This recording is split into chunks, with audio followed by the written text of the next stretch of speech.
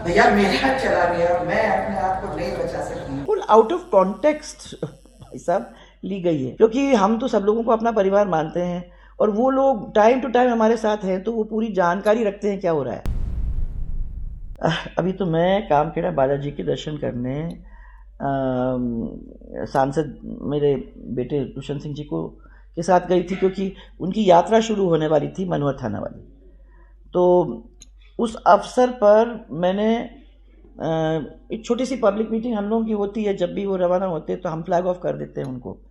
तो उसमें मैंने कुछ बोला और वो बात मैंने बिल्कुल आउट ऑफ कॉन्टेक्स्ट भाई साहब ली गई है। इशू था 4 लेन हाईवे का।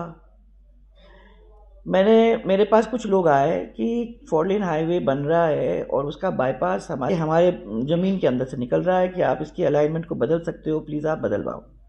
मैं उनको समझाने की कोशिश कर रही थी कि धौलपुर में मेरे घर के सामने नेशनल हाईवे निकली है और जब मुड्डियाँ गड़ जाती हैं और नेशनल हाईवे का काम कंप्लीट हो जाता है तो नियमानुसार हम लोगों को काम करना ही पड़ता है। मुझे भी अपने दीवार को पीछे करना पड़ा, मेरी ज़मीन भी गई।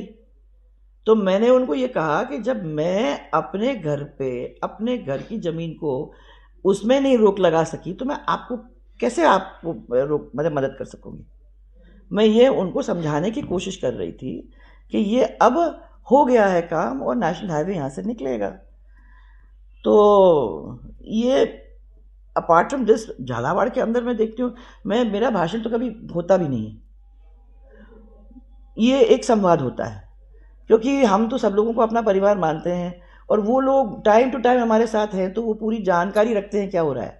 बार बार कुछ ना कुछ निकाल लिया जाता है आपके भाषणों से, क्या ये लगता है? इसलिए है क्योंकि हमारे कुछ हितैषी लोग हैं और वो हितैषी लोग हमारे साथ कुछ कुछ लोगों को लगा के रखते हैं जिनका काम ही ये है कि भैया पूरी तरह से आप लोग इनके भाषण का देख करते रहो।